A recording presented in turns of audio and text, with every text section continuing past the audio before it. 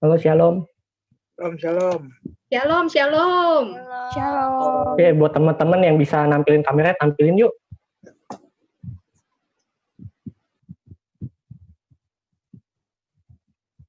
Yang bisa tampilin.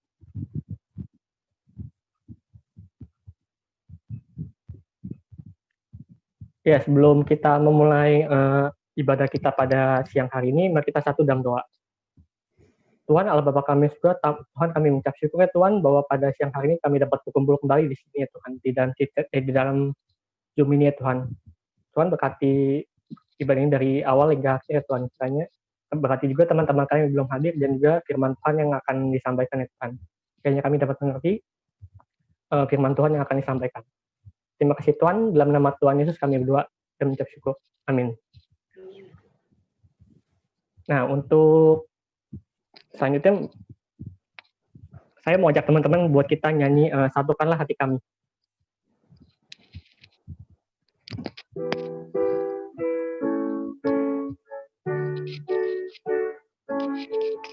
Satukanlah hati kami untuk memuji dan menyembah, oh Yesus, Tuhan dan Rajaku. Eratkanlah tali kasih di antara kami semua, oh Yesus, Tuhan dan Rajaku. Bergandengan tangan dalam satu kasih, bergandengan tangan dalam satu iman, saling mengasihi di antara kami, keluarga kerajaan Allah. Satukanlah hati kami untuk memuji dan menyembah, oh Yesus, Tuhan dan Rajaku. Eratkanlah tali kasih di antara kami semua, oh Yesus, Tuhan dan Rajaku. Gandengan tangan dalam satu kasih, bergandengan tangan dalam satu iman, saling mengasihi di antara kami, keluarga kerajaan Allah. Ya.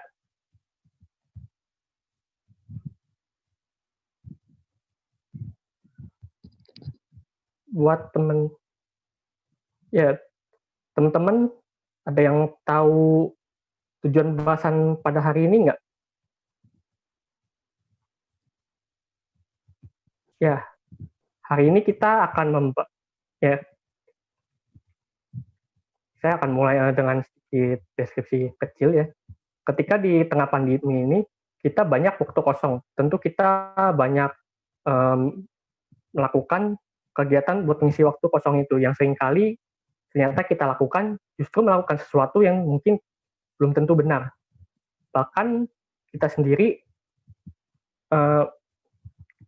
melakukannya, bahkan kita sendiri malah melakukan pembenaran atas perbuatan kita sendiri. Nah, untuk selanjutnya, firman Tuhan akan disampaikan oleh Ci Stella.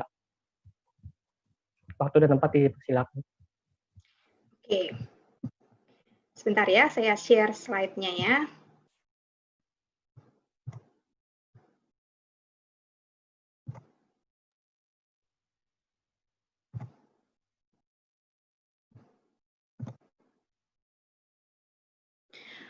Oke, teman-teman.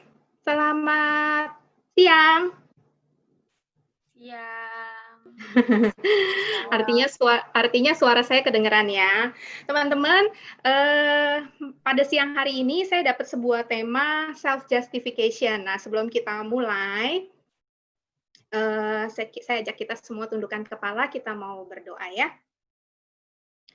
Tuhan Bapa di dalam surga, kami bersyukur untuk kasih setia Tuhan di dalam kehidupan kami yang masih memberikan kami kesempatan untuk hidup, bernapas di dalam dunia, melakukan banyak aktivitas, dan sebentar lagi ya Tuhan kami akan belajar kebenaran firman Tuhan. Mohon Tuhan Engkau yang mengurapi hamba-Mu maupun setiap anak-anak Tuhan yang mendengar firman-Mu diberitakan. Kami memohon pertolongan Allah Roh Kudus yang memberikan kami kerendahan hati untuk dibentuk oleh firman Tuhan, untuk ditegur dan bertumbuh ketika kami belajar firman Tuhan. Tuhan, kiranya Engkau yang boleh memberkati setiap perlengkapan yang kami gunakan ketika kami belajar firman Tuhan bersama-sama. Tuhan kuduskan, Tuhan urapi semuanya, Tuhan pakai untuk menjadi kemuliaan buat nama Tuhan. Di dalam nama Tuhan Yesus kami telah berdoa dan mengucapkan syukur. Amin. Teman-teman, slide saya kelihatan? Halo? Kelihatan. Kelihatan ya? Oke. Kelihatan. Saya kok nggak bisa ngeliat muka kalian tiba-tiba ya? Sebentar. Biasanya bisa muncul nih mukanya kalian. Bentar, saya stop dulu ya.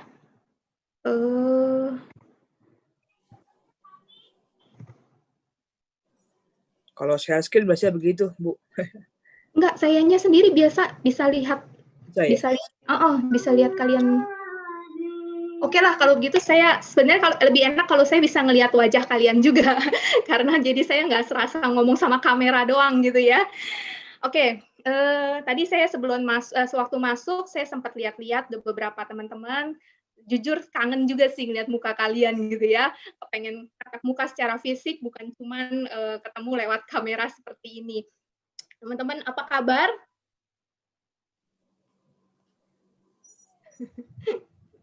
Kalau ditanya apa kabar, selalu bingung jawabnya ya. Saya nggak tahu seberapa dari teman-teman remaja di Gereja Karunia ini merasa bahwa masa PSBB yang sudah berakhir dan beralih menjadi new normal atau PSBB transisi ini adalah satu hal yang sangat dinanti-nantikan. Karena hampir 3 bulan gitu ya, kita lebih banyak di rumah. Kalau lebih banyak di rumah artinya lebih banyak berinteraksi sama anggota keluarga. Dan lebih banyak interaksi kemungkinan besar akan terjadi lebih banyak konflik, lebih banyak rasa capek, rasa lelah ketika kita ngobrol satu sama lain sama anggota keluarga, entah itu sama papa mama atau saudara-saudara kita. Dan ujung-ujungnya waktu kita ngerasa lelah, capek, kita biasa seperti yang Justin tadi MC katakan, kita biasa memerlukan aktivitas lain untuk bisa membuat kita refresh. Kalau dulu waktu belum ada pandemi COVID, yang terjadi adalah kita biasa bisa lari ke mall, atau kita pergi hangout ke rumah teman kita yang orang tuanya nggak ada di rumah, jadi cukup banyak aktivitas bebas yang bisa kita lakukan sebagai anak-anak remaja gitu ya. Nah teman-teman, kalau sekarang ini selama hampir 3 bulan, apa yang kalian lakukan sebagai sarana untuk refresh? Nggak bisa pergi ke mall, nggak bisa pergi ke rumah temen gitu ya. Mayoritas anak-anak remaja, kalau saya tanyain, kebanyakan mereka menarik diri dari dunia realita dan masuk ke dunia maya. Karena teman-teman semua ada di dunia maya. Ya. Jadi ketemunya di dunia maya, entah itu lewat game online, entah itu mengerjakan aktivitas yang lain lewat streaming gitu ya. Teman-teman, kalau kita lihat ketika anak-anak remaja ditanya, mereka berkata bahwa ini adalah masa-masa yang berat bagi kami penuh energi, kenapa harus diem di rumah terus? Ya. Jadi kalau kami menarik diri ke lewat handphone, lewat gadget, lewat laptop, itu hak kami. Kami berhak untuk mendapatkan refreshing. Daripada ngobrol sama orang tua, ujung-ujungnya ribut. Ya. Ujung-ujungnya berantem kalau ngobrol sama koko atau sama dede atau sama cici. Lebih baik saya main game, lebih baik saya nonton drama Korea, dan lain-lain. Banyak hal yang kita dapat lakukan lewat handphone ataupun laptop kita. Ya.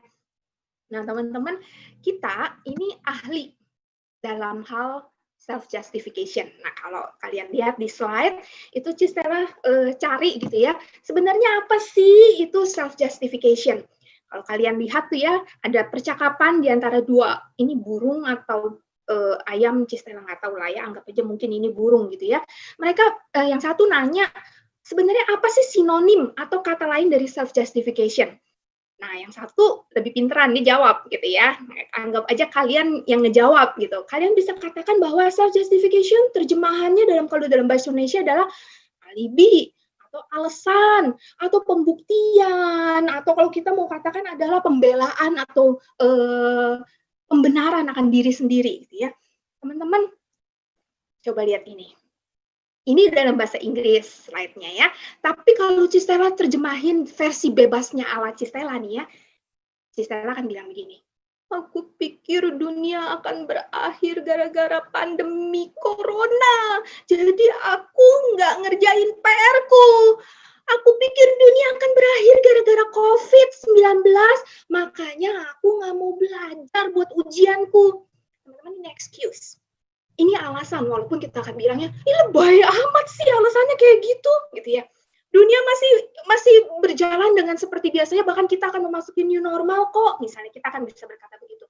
Tapi ini adalah self-justification dari banyak orang, khususnya anak-anak remaja, ketika memasuki pandemi COVID dalam hampir 3 bulan, nggak ada kegiatan tatap muka di sekolah, buat yang SMP, SMA, ataupun yang kuliah, perkuliahan semua disajikan secara online, studi sekolah juga online, ujian juga online gitu ya.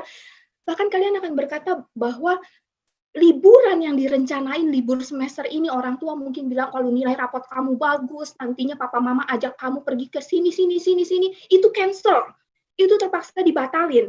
Kenapa batal? Ya karena objek wisatanya tutup. Objek wisatanya belum dibuka lagi. Nah, teman-teman, waktu kita bilang ini alasan. Alasan bagi kita yang berkata begini, kalau liburan saya di-cancel, nggak bisa pergi ke sana kemari, seharusnya ujian sekolah gue juga di-cancel. Ya. Ini self-justification. Pembenaran diri untuk nggak melakukan sesuatu yang kita emang nggak mau lakukan gitu ya, karena sebagian besar remaja akan berkata bahwa kami tidak suka yang namanya ujian. Jangankan kalian remaja, Cistella aja yang sebentar lagi ngadepin sidang tesis, Cistella juga berharap sidang nggak usah ada deh, gitu ya, ujian nggak usah ada deh, gitu.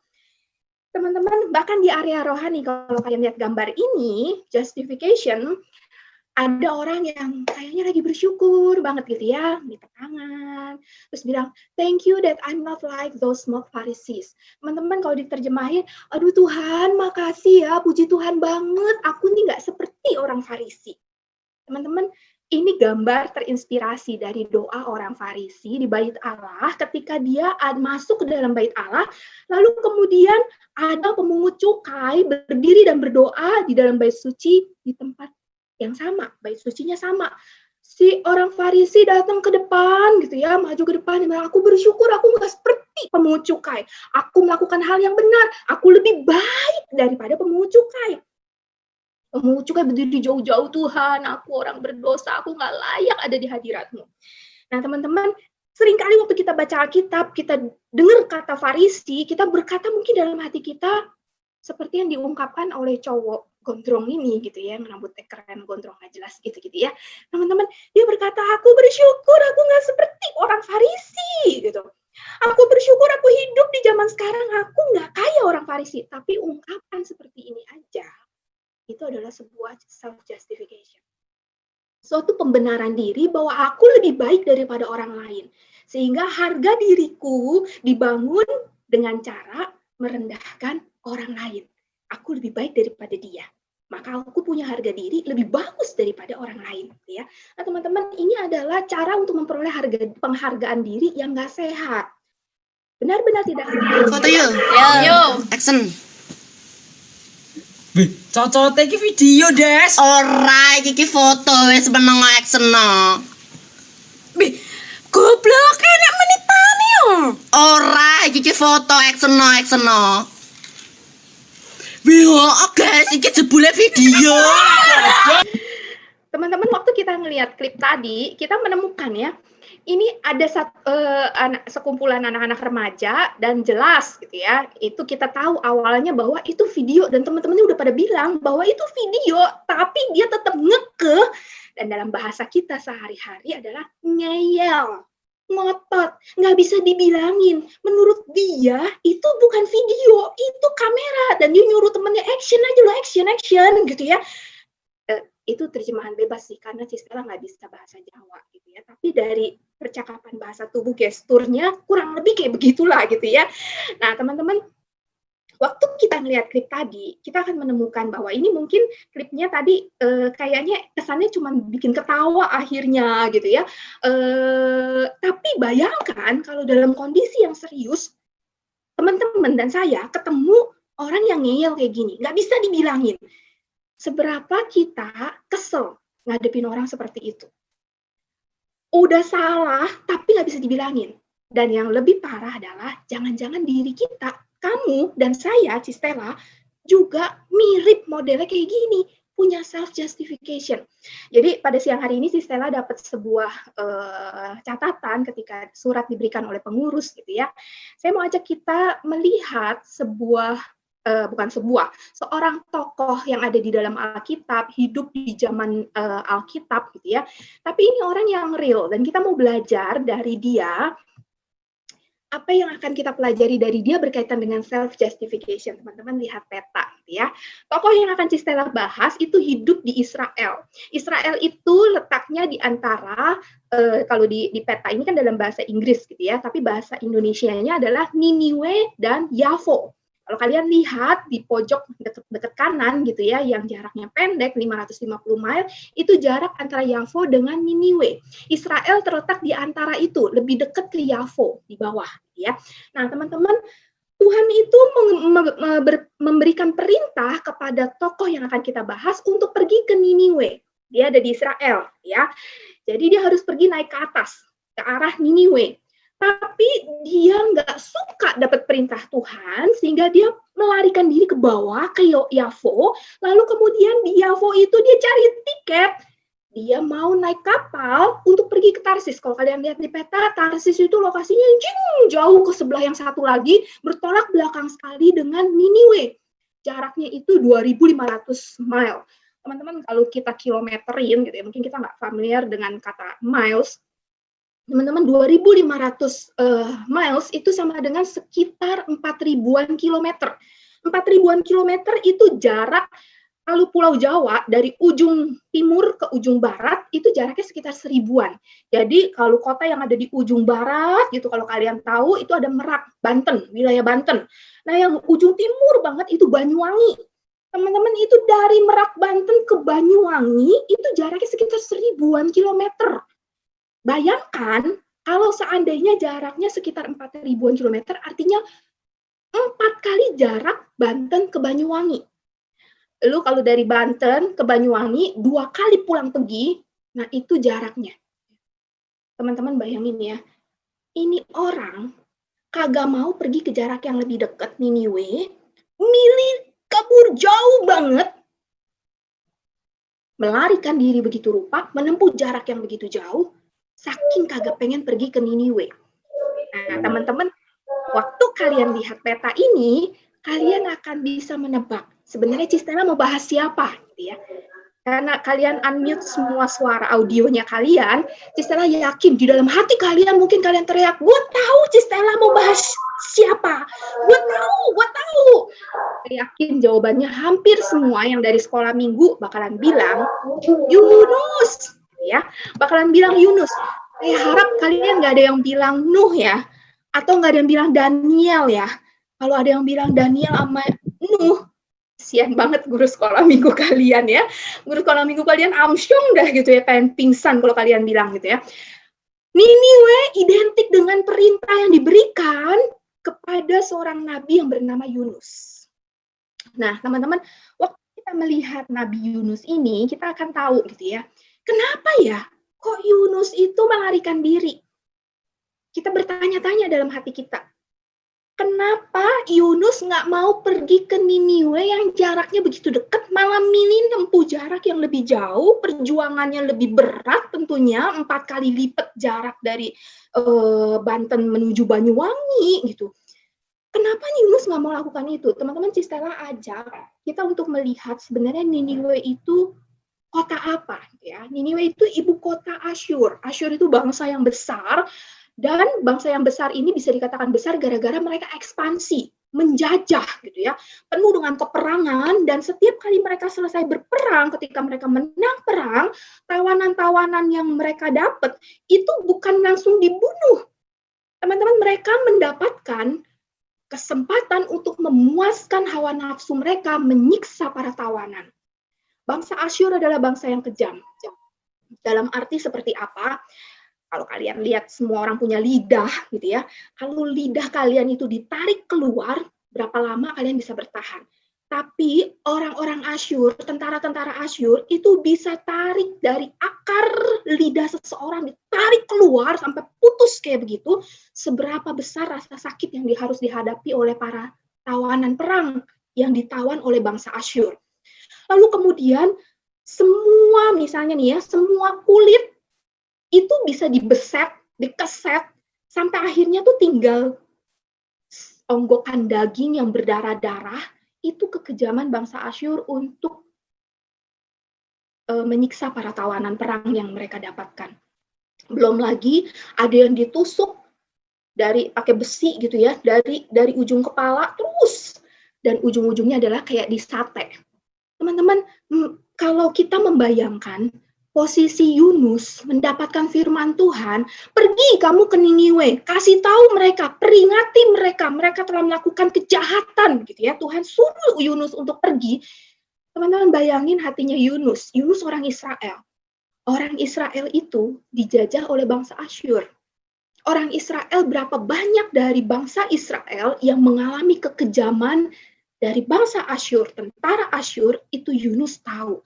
Di antara orang Israel itu ada saudara-saudara Yunus, ada orang-orang yang mungkin dekat sama Yunus. Teman-teman, kalau membayangkan itu gitu ya, bayangkan ada orang yang melakukan kejahatan terhadap keluarga kamu. Jangankan ngomong sama bangsa kamu gitu ya, ngomongnya orang yang dekat sama yaitu keluarga kamu, orang yang kamu sayang, mungkin mengalami yang namanya kejahatan dari bangsa lain. Seberapa dari kamu kepingin orang yang melakukan kejahatan itu mendengar Injil Kristus? Orang yang melakukan kejahatan yang membuat hidup kamu menderita, bahkan hidup satu bangsa, yaitu bangsa kamu itu menderita, untuk percaya dan kenal yang namanya Kristus. Teman-teman, saya yakin sebagian besar dari kita mungkin sulit sekali untuk berkata bahwa aku ingin memberitakan Injil kepada bangsa yang kejam itu. Mayoritas dari kita kemungkinan mirip seperti Yunus. Kita akan berkata, aku nggak mau, gitu ya. Teman-teman, ada satu orang yang saya layani, teman-teman. Orang ini mengalami abuse, sexual abuse dari kokonya sendiri. Dan puluhan tahun setelah masa itu berlalu, orang ini nggak pernah kepengen kokonya itu kenal Tuhan Yesus. Orang ini berkata bahwa kalau kenal Tuhan Yesus, kalau dia percaya sama Tuhan Yesus, dia akan mendapatkan surga. Saya tidak mau dia masuk surga. Dia telah begitu jahat sama saya. Kalau dia bunuh saya mati. Tapi dia menghancurkan hidup saya. Dia merusak hidup saya. Saya nggak akan pernah mau injilin koko saya. Teman-teman, kita bisa mengerti hatinya Yunus. Orang Israel bukan hanya banyak dibunuh oleh tentara Asyur, tapi mereka mengalami penyiksaan yang bahkan lebih kejam daripada kematian. Sehingga Yunus menolak dan lebih berpikir, gue lebih baik lari ke Tarsis. Teman-teman baca, saya mau ajak kita untuk baca ya. Yunus pasal 1 ayat yang keempat, 9, dan 12. Saya bacain buat teman-teman. Tetapi Tuhan menurunkan angin ribut ke laut, lalu terjadilah badai besar sehingga kapal itu hampir-hampir terpukul hancur. Sahut Yunus kepada mereka, aku seorang Ibrani, aku takut akan Tuhan, Allah yang empunya langit, yang telah menjadikan lautan dan daratan.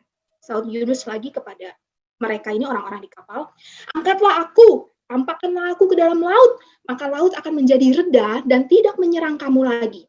Sebab aku tahu bahwa karena akulah badai besar ini menyerang kamu. Teman-teman, waktu kita lihat gitu ya, Yunus berusaha untuk melarikan diri, yang terjadi adalah Tuhan Allah intervensi. Tuhan turunin angin ribut di laut begitu rupa badai besar sehingga kapal itu hampir terpukul hancur. Teman-teman, waktu kondisi seperti ini, orang-orang di kapal udah buang banyak muatan untuk meringankan beban kapal. Tujuannya adalah mereka pengen menyelamatkan nyawa mereka. Dan kemudian ketika mereka udah buang undi, ketahuan nih gara-gara si Yunus. Mereka tanyain gitu ya, apa yang kamu lakukan? Kamu dari bangsa mana? Kenapa badai ini menimpa kita? Dan teman-teman, Yunus jawab seperti yang ayatnya saya tampilkan di slide. Aku orang Ibrani, aku takut akan Tuhan Allah yang mempunyai langit yang telah menjadikan lautan dan daratan. Dan karena akulah, maka badai besar ini turun. Campakkan aku, buang aku ke laut. Teman-teman, Yunus begitu emosi dan berkata, lebih baik gue mati. Gitu ya. Buang aja gue ke laut. Pokoknya intinya gue gak mau pergi ke sono. Gitu ya. Gue mau mati aja dah. Gitu ya. Teman-teman, tahu nggak, sesudah ayat 12, saya nggak tampilin di slide, tetapi orang-orang itu berusaha untuk mendayung sekuat tenaga supaya mereka nggak perlu buang Yunus ke laut. Tapi nggak bisa, dan akhirnya setelah mereka berdoa kepada Tuhan, mereka bilang, Tuhan jangan biarkan kesalahan satu orang menghancurkan semua. Akhirnya Yunus dibuang ke laut. Gitu ya. Teman-teman, waktu kita melihat kisah ini, kita menemukan bahwa kita nih manusia adalah ahli di dalam menciptakan sebuah kenyataan. Kita ini para pakar untuk membenarkan diri kita sendiri. Ahli banget dah kita untuk ciptain kenyataan yang menurut kita itu real, padahal sebenarnya itu adalah alat untuk membenarkan diri kita sendiri. Yunus mirip seperti itu. Ya. Yunus mirip seperti itu daripada aku melakukan apa yang Tuhan mau, lebih baik aku mati. Teman-teman, Yunus itu punya nama, ya, namanya Yunus bin Amitai. Nanti saya akan bahas, tapi saya ajak kita untuk lihat ayat yang ke-17 dari masih pasal 1. Maka atas penentuan Tuhan, datanglah seekor ikan besar yang menelan Yunus, dan Yunus tinggal di dalam perut ikan itu 3 hari 3 malam lamanya. Teman-teman, banyak orang yang berkata bahwa bagian kisah Yunus itu seperti dongeng. Seperti dongeng, mana ada orang hidup di dalam perut ikan 3 hari 3 malam. Ngapain dia tinggal di perut ikan 3 hari 3 malam? Makannya apa? Bisa napas apa enggak? Gitu ya. Teman-temanku yang terkasih, perhatiin atas penentuan Tuhan. Dan ingat apa yang Yunus katakan, yang sebenarnya kita juga harus aminkan, Tuhan itu pencipta langit dan bumi, berkuasa atas seluruh alam semesta, semua makhluk ciptaannya, termasuk bukan hanya manusia, tapi juga ikan. Ya. Dan tidak ada yang mustahil buat Tuhan. Satu hal yang saya mau sampaikan adalah, Tuhan Yesus pernah berfirman di dalam Matius pasal 12, ayat yang ke-40. Bagaimana Yesus itu berkata bahwa seperti Yunus tinggal di perut ikan 3 hari 3 malam, anak manusia akan tinggal di rahim bumi, mengalami kematian, maksudnya Yesus, 3 hari 3 malam. Dan Yesus nggak mungkin kutip tentang Yunus kalau itu cuma kisah dongeng. Teman-teman, banyak sekali anak remaja ketika beranjak remaja, ingat kisah Yunus, oh itu kayaknya udah mulai berpikir, itu dongeng waktu gue sekolah minggu, diceritain sama lause-lause dulu. Gitu ya. Padahal ini adalah sebuah realitas, sebuah kenyataan. Tidak ada yang tidak mungkin bagi Tuhan. Soal ikan besarnya ikan apa, kita nggak bahas. Alkitab tidak pernah mengatakan jenisnya adalah ikan paus, ikan apa, segala macam. Tapi Alkitab catat ikan besar. Dan Yunus tinggal hidup di dalam perut ikan itu 3 hari 3 malam. Teman-teman bayangin ya, kalau kita coba bayangin apa yang dialami oleh Yunus gitu ya.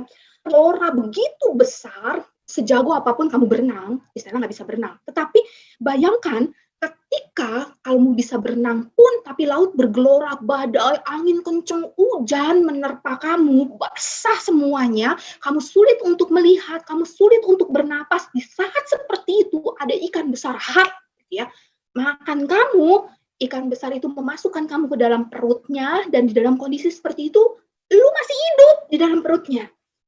Dan seperti apa yang Yunus alami di dalam perut ikan, kita semua nggak ada yang tahu. Tapi perut ikan, saya yakin isinya mungkin mirip kayak perut manusia gitu ya. Ada organ-organ tubuhnya ikan, terus ada makanan-makanan yang pernah dimakan sama tuh ikan. Baunya kayak apa, dan jangan pernah bayangin di perutnya ikan besar itu ada wifi, jangan pernah bayangin di dalam perutnya ikan besar itu tuh ada internet, ada lampu, ada listrik gitu ya, udah pasti gelap, Yunus nggak bisa ngelihat apa-apa. Yunus di dalam kegelapan, susah untuk napas karena pasti bau. Entah itu bau amis, entah itu bau anyir, belum lagi lendir, darah ada di area-area tertentu yang membuat Yunus sangat terbatas gerakannya. Itu bukan sebuah pengalaman yang mengenakan. Istana juga nggak pernah masuk ke dalam perut ikan, gitu ya. Sama seperti kamu. Teman-teman, Yunus ngalamin ini, kalau Cistela ngebayangin, itu pasti satu hal yang tidak mengenakan. Sehingga 3 hari 3 malam, Yunus kan nggak tahu dia akan berapa lama di perut ikan, gitu ya. Tapi waktu Yunus ngalamin ini, yang terjadi adalah saya yakin sesuatu yang tidak mengenakan, sesuatu yang membuat dia trauma, dan tidak ada yang bisa dia kerjakan selain berdoa kepada Tuhan. Teman-teman, saya ajak kita melihat bagian selanjutnya. Saya bacain ya buat kalian. Pasal 2 ayat 10, lalu berfirmanlah Tuhan kepada ikan itu, dan ikan itu pun memuntahkan Yunus ke darat. Pasal 3 ayat 1, datanglah firman Tuhan kepada Yunus untuk kedua kalinya demikian. Bangunlah, pergilah ke Niniwe, kota yang besar itu, dan sampaikanlah kepadanya seruan yang kufirmankan kepadamu. Ayat 3a, bersiaplah Yunus, lalu pergi ke Niniwe sesuai dengan firman Allah. Teman-teman, waktu kita baca bagian ini gitu ya, saya yakin kalau kita ngalamin peristiwanya kayak Yunus gitu ya, gue nggak mau pergi karena menurut gue Tuhan salah suruh gue untuk khotbah ceritain tentang Tuhan supaya bangsa yang kejam, yang jahat itu bertobat. Karena dalam hati gue, menurut gue bangsa seperti itu harusnya dimusnahkan oleh Tuhan, bukan dikasihanin. Lalu kemudian ketika dengan kesalnya lebih baik aku mati daripada taat sama perintah Tuhan seperti itu, udah dilemparin ke laut gitu, nggak mati, malah selamat, tapi ada di dalam perut ikan, ngalamin sesuatu yang lebih nggak enak daripada mati gitu ya. Teman-teman, dalam kondisi seperti itu, saya yakin ketika akhirnya Tuhan berfirman kepada ikan itu, asik ya, saya senang banget kata-kata Tuhan bisa berfirman bahkan kepada ikan gitu ya. Ikan itu ngerti, muntahin Yunus ke darat. Nah, teman-teman, waktu firman Tuhan datang, kesempatan kedua kalinya nih Tuhan kasih buat Yunus, saya yakin Yunus nggak bisa nolak. Yunus tahu dia udah nggak bisa lari gitu ya. Teman-teman, Yunus ngerti sehingga Yunus, ya udah gue pergi dah gitu ya. Daripada gue masuk lagi ke perut ikan gitu kan, atau gue mengalami sesuatu hal yang lebih jelek lagi daripada itu, lebih traumatis lagi. Udahlah pergi. Tapi perginya Yunus ini masih dengan perasaan terpaksa karena udah nggak bisa kabur dari Tuhan. Mau lari semanapun, Tuhan berkuasa atas alam semesta, dunia ciptaannya, bumi seluruhnya ada di dalam kontrol dan kendalinya Tuhan. Sehingga Yunus pergi, tapi hati dia masih terpaksa. Teman-teman, dia ogah-ogahan. Kalau kalian baca, ya, dia ogah-ogahan sesampainya firman Tuhan. Niniwe itu kota yang besar, 3 hari perjalanan kalau mau mengitari kota itu, karena itu ibu kota bangsa Asyur yang besar. Teman-teman, yang menarik adalah Alkitab ceritakan bahwa penduduk kota Niniwe itu bertobat ketika mendengar khotbahnya Yunus. Khotbah yang super singkat, cuma 9 kata gitu ya. Berapa hari lagi ini kota akan ditunggang balikan. Cuma ngomong begitu doang, tapi kemudian penduduknya bertobat. Ketika raja dengar berita yang disampaikan oleh Yunus, raja suruh semua rakyatnya, bahkan termasuk hewan-hewan, untuk berpuasa. Kalau hewan nggak pakai pakaian kabung gitu ya, tapi manusia pakai pakaian kabung. Mereka berbalik dari tingkah laku mereka yang jahat, sehingga akhirnya Allah membatalkan hukuman. Allah tidak jadi menunggang balikan menghukum kota Niniwe yang jahat itu. Teman-teman, bayangin ketika Yunus khotbah ogah-ogahan, tapi satu kota yang besar itu bertobat. Bayangin perasaan hatinya Yunus gitu ya. Teman-teman gini, ada kalimat quote yang cukup baik ya. You can learn great things. Kamu bisa mempelajari hal yang luar biasa dari kesalahan kamu pada waktu kamu tidak sibuk untuk menyangkal kesalahan yang kamu buat. Kita perhatikan, Yunus tadi terpaksa datang, dia belum belajar tentang hatinya Tuhan yang mengasihi bangsa lain selain bangsa Israel, yang mengasihi orang yang melakukan dosa dan kejahatan, kekejaman, kebiadaban yang menurut Yunus itu seharusnya dihukum. Yunus belum belajar itu, tapi dia udah sibuk sampaikan firman Tuhan. Kenapa? Karena dia masih menyangkal. Dia masih merasa pada waktu dia sampaikan firman Tuhan, di dalam hatinya Yunus, lu jangan tobat deh, lu jangan dengerin gue ngomong dah, gitu ya. Gue cuma mau sampaikan ini karena terpaksa. Tapi dalam hati Yunus, dia berkata kemungkinan besar adalah, lebih baik lu gak usah tobat. Lu jangan berkabung atas dosa-dosa yang lu lakukan. Karena dalam hati Yunus, gue pengen Tuhan hukum lu. Teman-teman, Yunus belum belajar hal yang luar biasa dari kesalahan yang dia buat ketika nggak taat sama Tuhan. Dia masih lakukan firman Tuhan karena terpaksa hatinya. Itu terbukti dari pasal 4 ayat 2. Dia bilang begini, Yunus berdoa kepada Tuhan, katanya, ya Tuhan, bukankah telah aku katakan itu ketika aku masih di negeriku? Itulah sebabnya maka aku dahulu melarikan diri ke Tarsis. Sebab aku tahu bahwa Engkaulah Allah yang pengasih dan penyayang, yang panjang sabar dan berlimpah kasih setia, serta yang menyesal karena malapetaka yang hendak didatangkannya. Ayat 3. Jadi sekarang ya Tuhan, cabutlah kiranya nyawaku, karena lebih baik aku mati daripada hidup. Ayat yang keempat, tetapi firman Tuhan, layakkah engkau marah? Tuhan ngomong, Tuhan nanya sama Yunus, gitu ya. Teman-teman, Yunus terpaksa pergi ke Niniwe. Dia tahu Tuhan itu panjang, sabar, pengasih, dan dia nggak kepengen Tuhan itu mengasihi bangsa lain selain bangsa Israel, khususnya bangsa yang telah melakukan kejahatan kepada bangsa Israel, bangsanya, membuat hidupnya menderita. Teman-teman, Dietrich Bonhoeffer ini seorang pendeta dan teolog, dia pernah bilang begini, pembenaran diri berjalan bersama dengan penghakiman terhadap orang lain. Tapi pembenaran karena kasih karunia berjalan bersama pelayanan kepada orang lain. Teman-teman, pembenaran diri selalu barengan dengan penghakiman kita kepada orang lain. Kalau kita ngebenerin diri kita juga judging, kita juga menghakimi orang lain. Dia salah, gue bener. Gitu ya. Tetapi pembenaran karena kasih karunia yang dicontohkan oleh Allah lewat kasihnya kepada bangsa Niniwe ini, itu berbarengan dengan tindakan kasih yang mengampuni, memberikan kesempatan yang baru ya, kepada pelayanan. Jalannya bareng. Nah teman-teman, Yunus tuh nggak langsung pergi setelah dia khotbah, dia udah nyesel-nyesel gitu ya, Tuhan lebih baik lu cabut nyawa gue deh, kenapa gue harus menyaksikan bangsa yang jahat ini kok nggak musnah, tapi justru bertobat gara-gara gue khotbahin mereka gitu ya. Teman-teman, pasal 4 ayat 5, Yunus telah keluar meninggalkan kota itu, dia tinggal di sebelah timurnya, dia mendirikan di situ sebuah pondok, dan ia duduk di bawah naungannya, menantikan apa yang akan terjadi atas kota itu. Pasal 4 ayat 9, tetapi berfirmanlah Allah kepada Yunus, layakkah engkau marah karena pohon jarak itu? Jawabnya, selayaknya lah aku marah sampai mati. Lalu Allah berfirman, engkau sayang kepada pohon jarak itu yang untuknya sedikit pun engkau tidak berjerih payah, dan yang tidak engkau tumbuhkan, yang tumbuh dalam satu malam dan binasa dalam satu malam pula. Bagaimana tidak aku akan sayang kepada Niniwe, kota yang besar itu, yang berpenduduk lebih dari 120.000 orang, yang semuanya tidak tahu membedakan tangan kanan dari tangan kiri dengan ternaknya yang banyak. Teman-teman, kita melihat bagaimana Allah itu memanggil Yunus untuk menjadi alat yang menyatakan kasih, karunia, kemurahan Allah kepada orang-orang yang tidak mengenal Allah. Yunus tidak mampu menjadi alat seperti itu tanpa merasa terpaksa.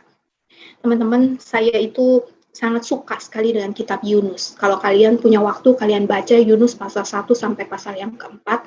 Saya nggak tahu udah berapa ratus kali saya ulang-ulang baca, dan setiap kali membaca, Tuhan selalu menegur hati saya.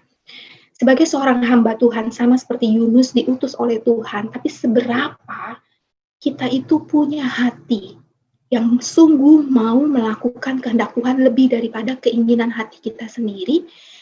Dan seringkali kita membenarkan perilaku kita. Dan kita berkata bahwa Tuhan, kamu salah kasih kesempatan kepada orang seperti itu. Tuhan, aku lebih benar daripada engkau. Teman-teman, Yunus memiliki self-justification, pembenaran diri yang sangat luar biasa. Kitab Yunus diakhiri di dalam pasal 4 ayat 11. Pertanyaan Tuhan kepada Yunus itu menjadi pertanyaan Tuhan kepada teman-teman dan saya. Tuhan itu ingin menunjukkan dan memakai kita, orang-orang yang telah mengenal Tuhan, untuk memberitakan kasih Tuhan kepada orang-orang yang masih hidup di dalam dosa, yang masih hidup melakukan dosa, nggak bisa ngebedain tangan kanan sama tangan kiri, mana benar, mana salah. Di dalam self-justification kita akan berkata, dia tahu yang benar yang mana, yang salah yang mana, tapi dia memang memutuskan melakukan hal yang salah. Dia itu jahat, Tuhan. Aku ingin Tuhan hukum dia. Dia telah membuat keluargaku menderita, dan seterusnya. Tapi teman-temanku yang terkasih, kasih karunia Allah itu bukan hanya diberikan kepada orang-orang kafir yang tidak mengenal Tuhan, yang masih hidup dalam dosa. Tapi kasih karunia Tuhan itu juga dianugerahkan kepada Yunus, kepada saya, dan kepada teman-teman remaja. Kita orang-orang yang telah mengenal Tuhan, seberapa kita mengerti isi hati Tuhan, yang penuh dengan kasih. Dan kita pun belajar mengasihi mereka. Orang-orang yang bahkan melakukan kejahatan terhadap kita. Teman-teman, saya ingin bagikan tips ABC untuk self-justification, kita nggak terjebak melakukan self-justification terus-terusan gitu ya. ABC, gampang banget ingetnya, bukan baterai ABC gitu ya. Ambil waktu refleksi diri, diam diri sebelum kamu membuat sebuah alasan. Ketika kamu merasa kamu disalahpahami, terus kamu pengen jelasin, kamu salah, maksud aku begini gitu ya. Kita pengen meluruskan masalah supaya orang nggak salah paham sama kita, terus kita pengen menjelaskan, dan ujung-ujungnya itu ada alasan, alibi, pembuktian diri kita, self-justification, ya. Sebelum kita ngoceh, kita diem dulu. Teman-teman, banyak sekali yang ada di dalam pikiran kita, itu bisa kita pikir ulang sebelum kita ungkapkan dalam bentuk kata-kata. Misalnya gitu ya, kamu tuh pengen ngomong sama papa gitu ya, saya pukul Dede karena si Dede itu ngambil handphone saya, pakai handphone saya, nggak bilang-bilang untuk main game. Kalau saya nggak pukul dia, nanti dia akan ulang kesalahan yang sama. Kalau saya pukul dia, seharusnya dia kapok. Ini self-justification, teman-teman. Self-justification yang kita katakan, aku benar ketika aku pukul Dede, aku papa. Ya. Atau kita bisa berkata begini. Dalam hati ini, lu nggak ngomong sama siapa-siapa. Ya. Dalam hati lu bilang begini, gue tuh gosipin dia karena gue cerita sama dia, gue suka cowok yang namanya si A. Besok-besok dia udah tahu nih gue suka sama si A. Besok-besok dia deket-deket main mata sama si A. Kurang ajar banget nggak tuh? Gue pengen nama buruknya dia tersebar di seluruh sekolah. Dan ujung-ujungnya apa? Biar si A denger tuh cewek kayak apa tuh. Teman-teman, ini self-justification juga. Atau yang mungkin paling sering gini ya, kita bilang begini. Tuhan, hari pandemi gini semuanya kan online. Ya. Karena online, Tuhan, nggak ada remaja normal, murid pelajar normal yang kagak nyontek Tuhan. Ngerjain ujian online. Nggak ada guru yang ngawasin. Semua buka buku, semua WA-an, diskusi dulu jawabannya. Teman-teman, kalau gue nggak lakukan itu, gue nggak normal. Gue hidup di zaman sekarang kayak gini. Guru nggak ngeliatin kok. Teman-teman, self-reflection ini penting untuk bisa kamu nggak self-justification. Itu alasan yang kita buat untuk membenarkan perbuatan yang sesungguhnya kita tahu itu adalah perbuatan yang salah, yang tidak berkenan di hati Tuhan. B. Pada waktu kita diem pikirin ulang alasan yang ingin kita lontarkan, baik itu kepada orang tua, kepada teman, ngomong sendiri di dalam hati atau kepada Tuhan untuk membenarkan diri sendiri. B. Ambil waktu untuk refleksi diri, lu diem sebelum lu lontarin alasan itu, atau lu recall lagi gitu ya, alasan apa yang lu pengen bikin. B, yang kedua adalah baca firman Tuhan. Teman-teman, firman Tuhan itu dikatakan Alkitab bilang, segala tulisan yang diilhamkan Allah memang bermanfaat untuk mengajar, untuk menyatakan kesalahan, untuk memperbaiki kelakuan, dan untuk mendidik orang di dalam kebenaran. Teman-teman, Amsal juga ngomong gini, Amsal 12 ayat yang ke-6, dia bilang begini. Penulis Amsal bilang, segala jalan orang tuh bersih menurut pandangannya sendiri, tapi Tuhan yang menguji hati. Menurut kita selalu benar. Menurut kita, walau kita salah, kita akan menemukan alasan, gue salah melakukan ini karena orang lain lebih dulu salah sama gue. Ya. Sehingga itu bisa dijadikan alasan untuk membenarkan diri sendiri. Gue ngelawan orang tua gue karena orang tua gue gak bisa dibilangin. Udah tahu itu bukan salah gue.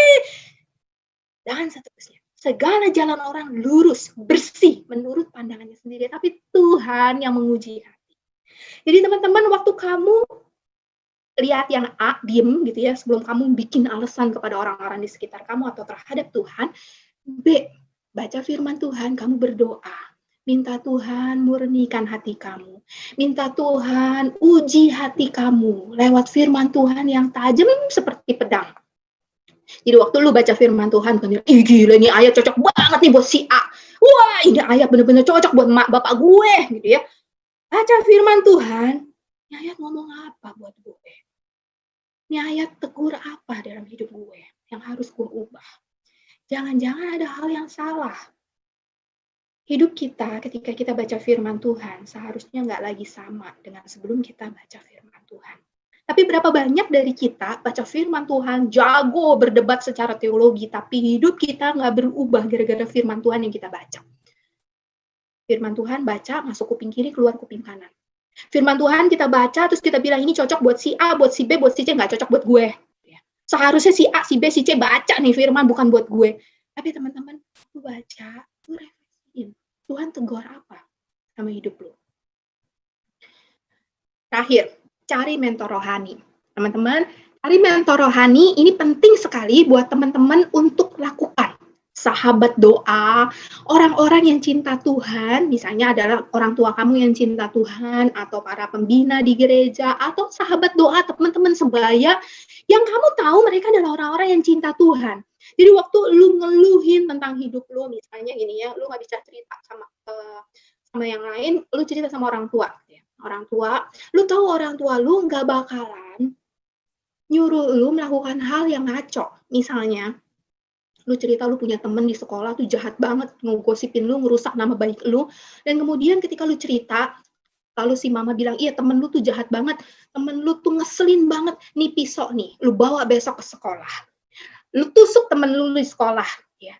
Orang tuamu yang cinta Tuhan gak akan nyuruh kamu melakukan hal seperti itu. Lalu kemudian ketika bilang, gue mah susah ya cerita sama orang tua, mentor rohani gue siapa dongnya? Oke, lu cerita sama temen lu, atau lu cerita sama kakak rohani lu, yang lu tahu pada waktu lu cerita tentang, aduh gue bete banget di rumah, stay at home, terus begitu gue denger bapak-bapak gue ribut mulu, pengen rasanya keluar dari rumah, tapi nggak bisa saat ini, gue stres, gitu ya. Mentor rohani lu, sahabat doa lu, pembina rohani lu, kakak rohani lu nggak akan bilang gini, iya ya, lu nyebelin banget ada di dalam kondisi rumah yang kayak begitu. Dalam kondisi seperti ini, lu kan juga memang nggak bisa matiin orang tua lu bunuh diri aja di sono gitu ya. Teman-teman, orang yang cinta Tuhan nggak akan saranin kamu kayak begitu. Hidup lu menderita banget, lu mati aja deh gitu. Teman-teman, orang yang cinta Tuhan juga nggak akan bilang, gue punya obat supaya lu bahagia. Obatnya adalah narkoba. Lu jangan percaya kalau narkoba itu adalah hal yang bisa bikin lu kecanduan dan membuat hidup lu menderita. Narkoba itu obat supaya lu bahagia. Orang yang cinta Tuhan nggak akan ngomongin hal seperti itu ke kamu dan menyodorkan obat bahagia seperti itu kepada kamu. Teman-teman, tips ABC ini satu hal yang mudah. A, B, C. Mudah kamu ingat. Dan saya berharap kamu bisa untuk praktekkan setiap kali kamu merasa bahwa kamu disalahpahamin, kamu pengen membuat self-justification kepada orang lain gitu ya. Terakhir ya, kenapa saya sarankan ABC tadi? Karena self-justification itu adalah musuh dari pertobatan. Teman-teman, kamu dan saya, kita orang Kristen, orang yang hidupnya seharusnya bertumbuh secara karakter untuk makin mirip dengan Tuhan Yesus. Sehingga kita harus bertobat setiap hari menghasilkan buah pertobatan. Ada hal yang berubah walaupun sedikit demi sedikit kayak lagu gitu ya. Sedikit demi sedikit ya. Teman-teman, bunyi apa itu tadi? Oke teman-teman, kalau kita terbiasa untuk membenarkan diri kita sendiri, kita akan sangat sulit menghasilkan buah pertobatan. Dari mana kita bisa bertobat berubah? Pertobatan itu 180 derajat, berubah 180 derajat, bukan 360 derajat ya, balik lagi seperti semula. Tapi 180 derajat, berubah total. Dari mana kita bisa berubah? Kalau kita sibuk membenarkan diri sendiri, kita cari alasan bahwa gue bener kok, gitu ya. Kalau kita sibuk membenarkan diri sendiri, kita nggak akan pernah bisa menghasilkan buah pertobatan, padahal Tuhan ingin kita menghasilkan buah pertobatan supaya kita memiliki karakter yang makin mirip dengan Tuhan Yesus. Terakhir saya ajak kita untuk melihat sebuah klip yang mungkin kalian pernah saksikan sebelumnya, karena ini sempat viral beberapa waktu yang lalu gitu ya. Semoga nggak ada masalah. Agak blessing so the time gue bahkan kagak tahu. Asal hati terbuka gue aja yang so gak mau. Lebih sering di sosmed ikutin yang viral. Lupakan hal yang vital, mulai pagi baca Bible. Woo! Setiap minggu ke gereja angkat tangan, dengerin khotbah berdoa lalu pulang makan-makan. I can't even recall pendeta ngomong jangan-jangan, cuma jadi rutinitas bikin kayak jalan-jalan. Ya sama question tercantum di KTP, tapi kalau disenggol orang dikit suka bete. I better check lagi, jaga hati. Sudah lahir baru metanoia atau basa-basi. Metanoia, this is metanoia. Gotta set my mind right. Ingat bilang oh ya, harus sepenuhnya. Gotta turn away, all the way. Metanoia, this is metanoia. Gotta set my mind right. Ingat bilang oh ya, harus sepenuhnya. Gotta turn away, all the way. Ya, suka posting renungan di sosmed kan gak salah. Padahal tujuannya mau negur karena marah. Lupa kalau firman Tuhan tajam dua arah. Kalau mau jujur gue tidak bermasalah. Hafal ayat, lupa dijalankan. Lebih ingat Tuhan kalau mau doa makan. Gak mau belakangan karena antri kelamaan. Dari luar tampak rapi, di dalamku berantakan. Dosaku diampuni tapi susah memaafkan. Lupa mendoakan, lebih sering menyalahkan. I better check lagi, jaga hati. Sudah lahir baru metanoia atau basa-basi. Metanoia, this is metanoia. Gotta set my mind right. Ingat bilang oh ya, harus sepenuhnya. Gotta turn away, all the way. Metanoia, this is metanoia. Gotta set my mind right. Ingat bilang oh ya, harus sepenuhnya. Gotta turn away, all the way. I always think that all of my weeks fly by. Minggu gereja, sisanya santai. Senin ke Sabtu I just live my life. Lupakan firman, hidupku lalai. Lahir baru tapi masih mau jadi. Suka-suka lagi, lupa-lupa hati. Bless me, I just wanna grab it. Tapi lupa buat firman Tuhan jadi habit. Yes, manusia, hanya manusia. Hidup sampai sekarang karena karunia. Bertambahnya usia, aku hidup di dunia. Tuhan baik padaku, yes, itulah buktinya. Dia baik, aku tak selalu baik. Kesabaran turun, emosiku kerap naik. Dalam hati aku main hakim, kekurangan orang kulihatin. Menyalahkan orang aku rajin, kalau halo juga bilang amin. Rajin gereja gak bikin suci, pelayanan bukanlah menjadi bukti kebenaran. Tak bisa aku tutupi, di luar gereja aku diuji. Better check lagi, jaga hati. Sudah lahir baru metanoia atau basa-basi. Metanoia, this is metanoia. Gotta set my mind right. Ingat bilang oh ya, harus sepenuhnya. Gotta turn away, all the way. Metanoia, this is metanoia. Gotta set my mind right. Ingat bilang oh ya, harus sepenuhnya. Gotta turn away, all the way. Oke teman-teman, Tuhan itu ingin kamu dan saya memiliki metanoia, pertobatan, menghasilkan buah pertobatan dalam kehidupan kita ketika kita hidup di dalam dunia ini seturut dengan kesempatan yang Tuhan kasih. Saya stop share-nya dan saya mau serahkan ke Pak CK karena katanya ada momen tanya jawab ya. Iya. Ya teman-teman, silakan bagi teman-teman boleh share, boleh nanya ya, baik yang di YouTube maupun yang di Zoom. Boleh pakai chat kalau memang tidak bisa memungkinkan untuk langsung tanya jawab langsung. Ya silakan. Teman-teman mau tanya apa ke Ibu Sela tentang self justification? Kalau pakai chat, saya mesti pakai kacamata. Oh, saya bacain Bu. Banget soalnya, padahal laptop saya udah gede. Ya silakan. Bagi anak-anak PRP, remaja PRP, PRA, ada yang mau nanya? Atau kalian mau sharing apa yang kalian dapetin lah supaya firman Tuhannya nggak cuma stop di otak aja. Ayo, silakan. Mungkin bisa dinyalain videonya biar kelihatan orang-orangnya kali ya, karena udah waktunya nggak terlalu lama lagi, nggak terlalu nyerap kuota harusnya sih. Yuk, silakan. Ini kayak gini masih saya tunjuk mas saya.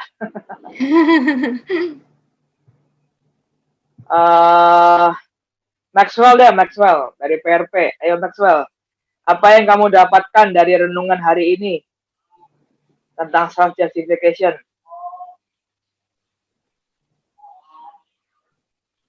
Maxwell. Where is Maxwell? Oh, yang angkat tangan malah David. Ngebenerin layar ya? Oke, dari Maxwell, dia mendapatkan pesan, jangan selalu menganggap diri benar, karena akhirnya juga kita tetap salah. Oh iya. Chatnya kelihatan sekarang. Oke, yang lain dari UPRA deh ya, saya nanya Grace. Yang lagi tiduran di tempat tidur. Kok tahu sih? Tadi ada gambarnya, Bu. Oh gitu. Grace atau Risia, mana Grace? Trisia belum nyalain itu. Oh, Ana udah nyalain tuh kamera. Ya udah, Ana dulu deh, Ana. Ayo, Ana.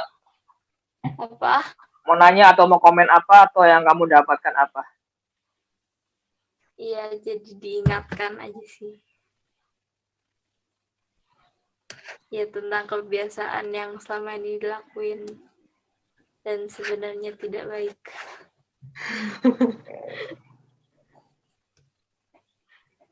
Trisia gimana Trisia? Trisia sama Grace deh, berdua tuh kakak adik. Mau komen apa Grace? Nanya apa enggak? Enggak nanya sih Pak. Ya. Daripada saya nanya nih. Cuman jadi kayak belajar sesuatu gitu, nggak boleh selalu membenarkan diri sendiri. Cari. Iya.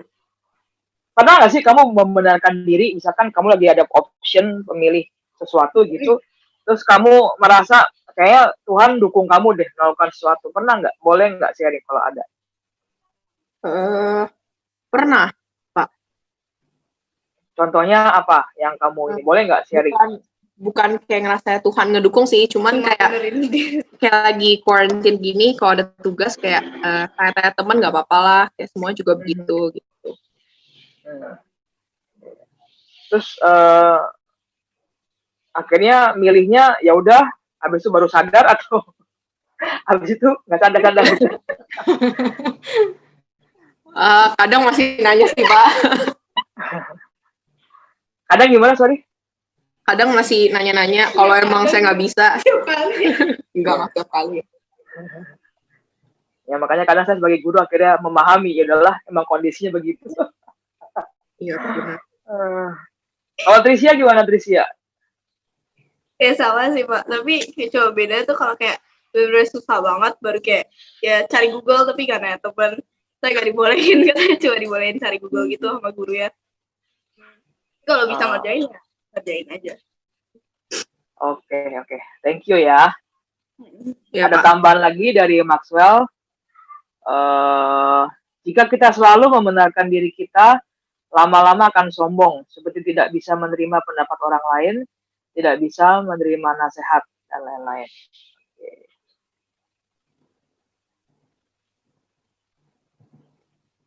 Boleh merespon? Silakan Bu. Tadi merespon yang Trisia sempat sampaikan ya. Sebelum Trisia tadi ada satu lagi juga yang ngomong kalau seandainya memang membenarkan diri berkaitan dengan ya semua orang juga melakukan hal yang sama karena masa-masa pandemi. Terus Pak CK juga sempat sampaikan ya dari masa pandemi ini guru juga maklum lah gitu ya kalau murid-murid cari bocoran, contekan gitu ya. Itu hal yang normal. Saya cuma mau sampaikan begini. Kalau kita membenarkan diri di area itu, artinya kita lebih mementingkan penilaian manusia daripada penilaian Tuhan. Karena kalau lu lagi di sekolah, lu dapat guru ngawasin dan lu merasa bahwa gue nggak nyontek karena ada yang ngawasin, menurut lu guru itu lebih penting dibandingkan kalau Tuhan menilai lu. Karena Tuhan hadir waktu lu di sekolah, Tuhan juga hadir waktu lu di rumah, Tuhan lihat. Dan pada waktu lu bisa nggak nyontek waktu di sekolah, sementara lu nyontek waktu di rumah karena ya nggak ada yang lihat dan semua orang lakukan hal yang sama, artinya di titik itu lu menerapkan sebuah standar ganda di mana penilaian Tuhan menurut kamu bukanlah yang paling penting. Karena Tuhannya sama, tetap ada di mana-mana gitu. Terus tadi yang terakhir ya Maxwell ya. Maxwell. Ya, Maxwell sempat sampein itu juga benar banget gitu. Nanti lama-lama itu merusak relasi kamu, bukan hanya relasi kamu sama Tuhan yang rusak gitu ya, waktu kamu membenarkan diri dan gak berubah, tapi dampaknya juga dirasakan oleh orang-orang yang ada di sekitar kita. Karena berapa banyak sih dari kita yang tahan ngadepin orang yang selalu membenarkan diri sendiri. Kita sombong, kita nggak mau dengerin nasihat orang lain, menurut kita selalu benar, gitu ya. Ujung-ujungnya kita akan menjadi orang yang mudah konflik dengan orang lain, atau orang lain nggak mau dengerin kita ngomong apa, gitu ya. Karena ujung-ujungnya mereka tahu, bentar lagi juga lu mau benerin pendapat lu sendiri, gitu ya. Itu merusak relasi kita nantinya sama orang lain. Jadi benar banget, Maxwell. Thank you untuk masukan-masukan dari teman-teman. Iya.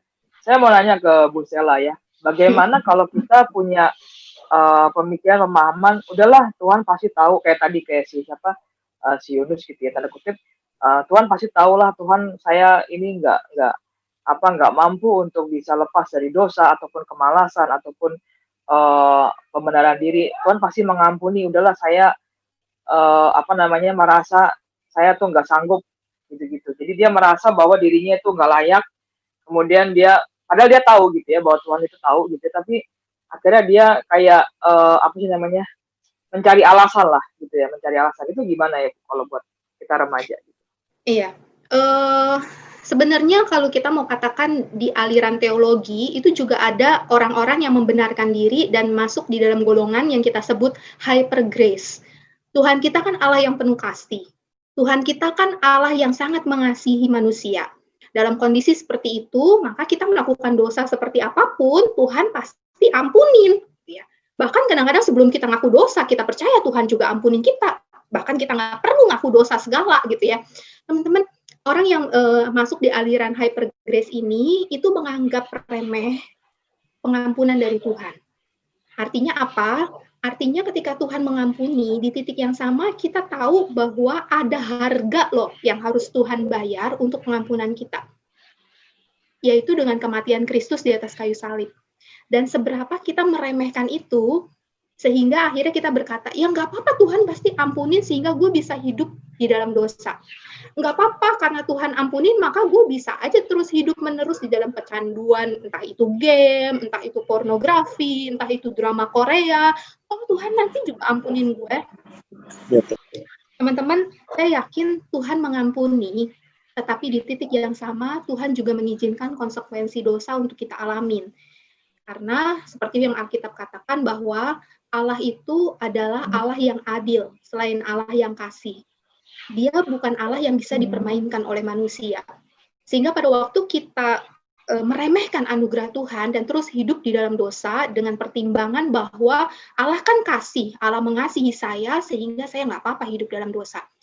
Ada konsekuensi akibat dosa yang mau nggak mau akan kita tanggung. Tuhan izinkan untuk kita alami.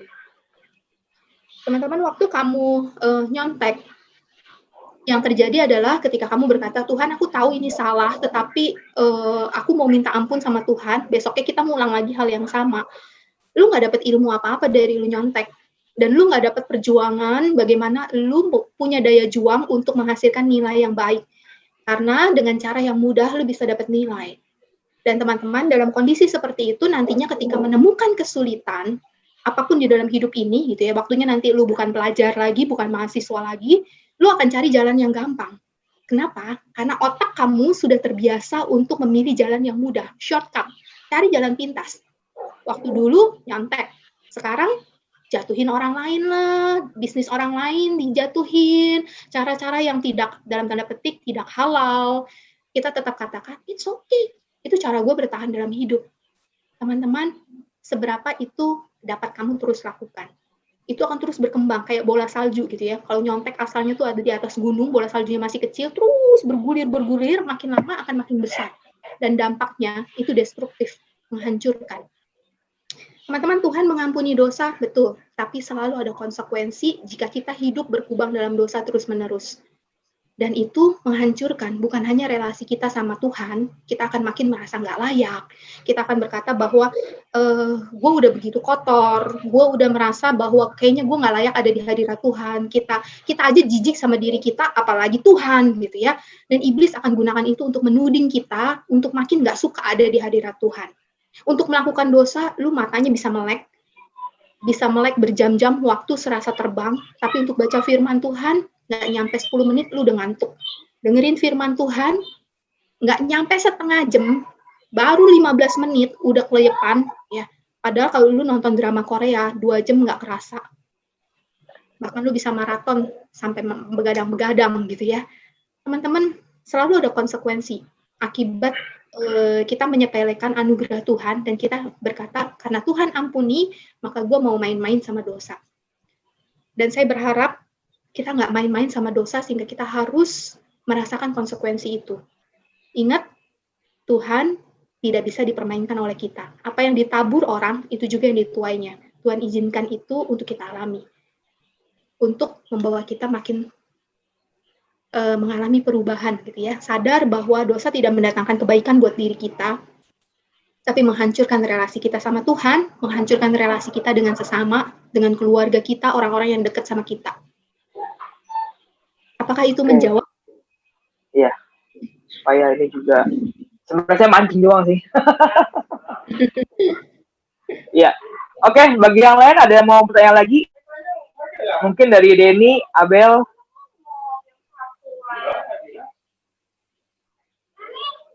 Dan nih Abel.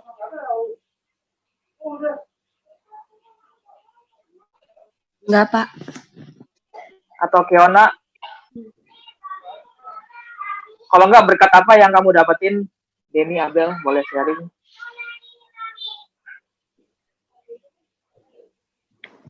Udah di-chat nih. Denny. Iya, Denny. Siapa dulu nih? Abel nih. Ya, Denny. Iya, apaan enggak sih? Enggak sih, apaan? Enggak, apanya yang enggak? Enggak ada pertanyaan. Oh, alah. Ya, apa berkat yang Denny dapetin dari renungan hari ini? Kalau buat saya sih, maksudnya kalau saya kan maksudnya dalam diri sendiri nggak pernah kayak gue bener orang lain. Gue bener gitu. Jarang banget saya bilang kayak saya bener. Cuman seringnya itu ya kayak gitu. Kan dia kayak begitu. Kayak begitu. Nggak membenarkan diri secara langsung. Maksudnya ya kan kayak nggak bilang saya bener. Cuma kita bilangnya orang salah. Jadi kan secara nggak langsung nggak sama aja sebenarnya kan. Apalagi kalau kayak di rumah gitu kan kayak tadi Bu Stella bilang di awal lebih banyak interaksi sama keluarga dan sebagainya. Kayak lebih banyak lagi kan kayak gitu. Kayak begitu, kayak begini. Nggak ngomong dalam hati aja, cuma kayak jadi kan secara nggak langsung juga kita berasa bahwa kita tuh lebih benar dari orang lain kan. Terus kalau ya jadi ini self justification kan, jadi kayak lebih diingetin lagi sih, maksudnya kalau apalagi tadi yang di Yunus itu kayak Tuhan tanya dia kan, layakkah engkau marah kayak gitu, maksudnya kayak siapa sih saya gitu, maksudnya kayak lebih jadi refleksi ke diri sendiri sih, maksudnya kalau saya itu kan juga manusia yang udah Tuhan tebus dengan karunia-Nya gitu kan, maksudnya jangan kayak menganggap orang lain kayak lebih buruk gitu sih. Oke, thank you Den. Thank you for sharing-nya Denny. Abel mau sharing, Bel? Sama sih Pak, kira-kira gitu.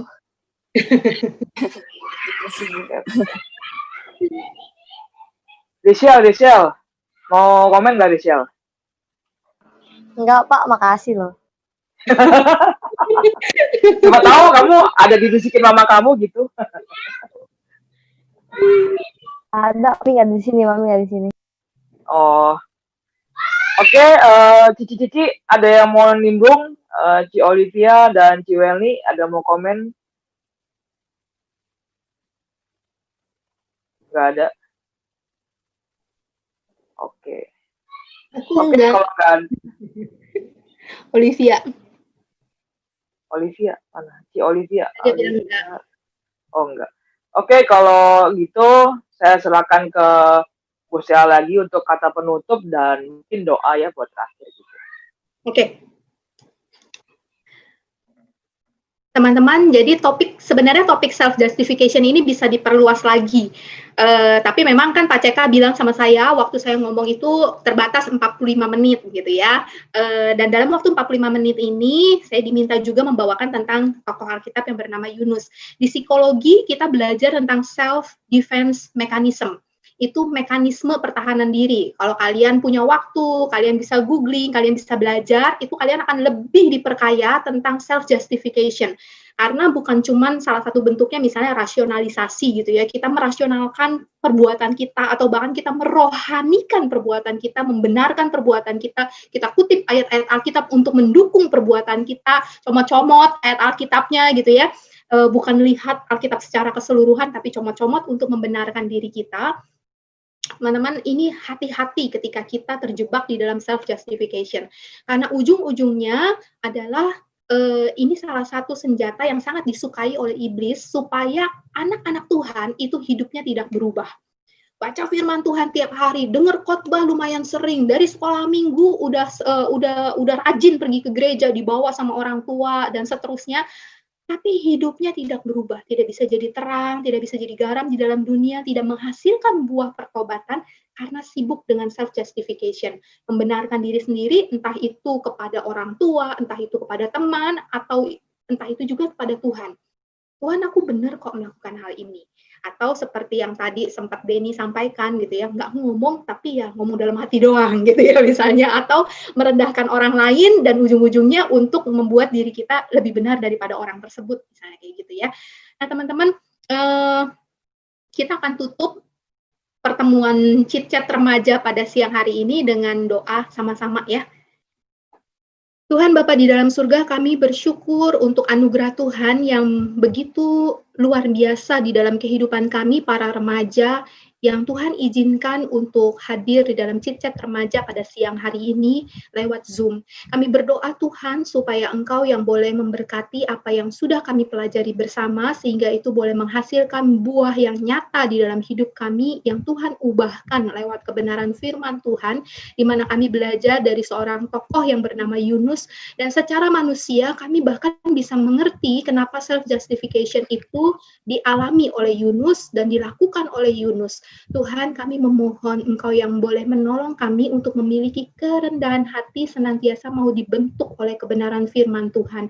Sehingga tips ABC yang boleh kami pelajari, kami ambil waktu untuk refleksi diri. Sebelum kami sibuk untuk beralasan, membuat alasan pembenaran diri, pembuktian diri kepada orang-orang di sekitar kami ataupun kepada Tuhan, ajar kami untuk berdiam, ajar kami untuk menganalisa alasan yang akan kami buat. Tuhan, ketika kami berdiam, biarlah ya Tuhan kami boleh baca firman Tuhan, kami boleh berdoa kepada Tuhan, supaya Tuhan menolong kami untuk mengevaluasi jalan yang kami pikir itu benar menurut pandangan kami, keputusan yang menurut kami lurus menurut pemandangan kami sendiri, dan biarkan Tuhan Engkau yang menguji hati kami lewat firman Tuhan yang kami baca. Biarlah ya Tuhan setiap kami anak-anak remaja boleh mencintai firman Tuhan sehingga kami terdorong untuk melakukan kebenaran firman-Mu. Dan Tuhan, tolong kami untuk bisa cari mentor rohani, sahabat doa, orang-orang yang mengasihi Tuhan, orang-orang yang hidup mencintai Tuhan dan kebenaran firman Tuhan, sehingga mereka dapat menjadi cermin ketika tingkah laku kami menurut kami benar, padahal menurut orang lain mereka merespon dengan cara yang berbeda. Kami mungkin self-justification dengan berkata mereka salah paham, tetapi kami memohon Tuhan, Engkau yang boleh menolong kami untuk bersedia diajar, bersedia menerima cermin yang Tuhan berikan, yaitu saudara-saudara seiman yang mengasihi Tuhan, yang mau bertumbuh bersama-sama dengan kami untuk mencintai Tuhan dan hidup mengasihi Tuhan dalam bentuk kami melakukan apa yang Tuhan kehendaki. Terima kasih untuk topik pada siang hari ini, di mana kami boleh berdiskusi, kami boleh sharing, dan kami boleh belajar bersama-sama. Biarlah kebenaran firman Tuhan boleh menghasilkan kami menjadi pribadi-pribadi yang memuliakan nama Tuhan lewat perkataan kami, lewat setiap keputusan yang kami ambil berbuahkan perilaku dan tingkah laku kami masing-masing. Terima kasih Tuhan. Di dalam nama Tuhan Yesus, kami telah berdoa dan mengucapkan syukur. Amin. Saya selanjutnya serahkan ke Pak CK atau ke Justin atau sudah dadah gitu.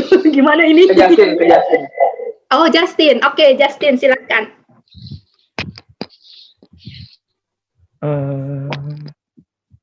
Where are you, Justin?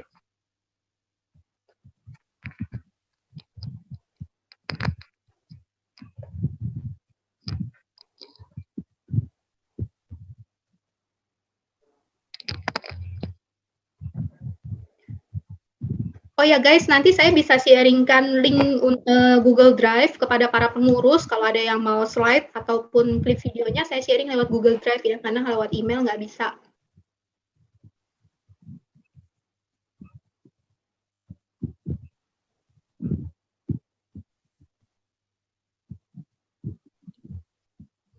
Mana si Justin?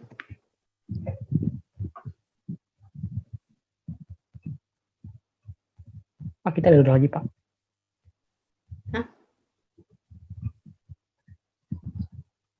Langsung aja, Tin. Kita nyanyi Bapak terima kasih ya.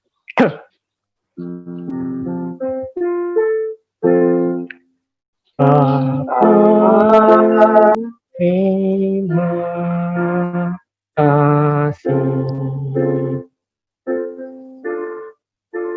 Bapa, terima kasih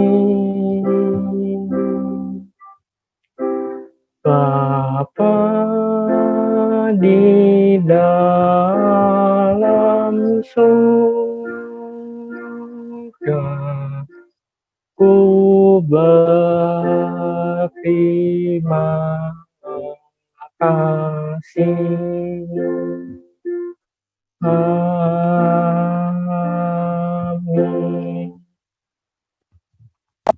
Selanjutnya. Oke. Terima kasih buat semuanya yang udah hadir di Zoom dan YouTube, dan juga untuk Ibu Soela yang bisa membagikan pembahasan perenungan tentang self-justification. Teman-teman jangan lupa terus ikutin Cecet Remaja ya di minggu depan. Kita akan terus membahas hal-hal yang sangat berkaitan dengan keadaan kita sekarang. Dan sebelum kita akhiri, kita ngapain? Ayo kita foto. Yuk, siapa yang bisa ambil foto screenshot? Si Maxwell. Siapa tuh? Saya tidak. Oh iya, Maxwell atau David? Yang bisa semuanya ya. Ya, semuanya David, semuanya Maxwell ya. Oke. Yuk, tampilin muka semuanya supaya Anda masuk dalam sosial media. Oh, David lagi pergi. Lara ya. Hitung ya, Maxwell. Hitung ya, Maxwell ya. 1, 2, 3. 1, 2, 3. Udah. Oke. Thank you. Selamat siang. Thank you. Terima kasih sekali lagi buat Sela. Ya, sama-sama. God bless you semuanya. God bless you. Terima kasih, Pak. Thank you. Bye-bye.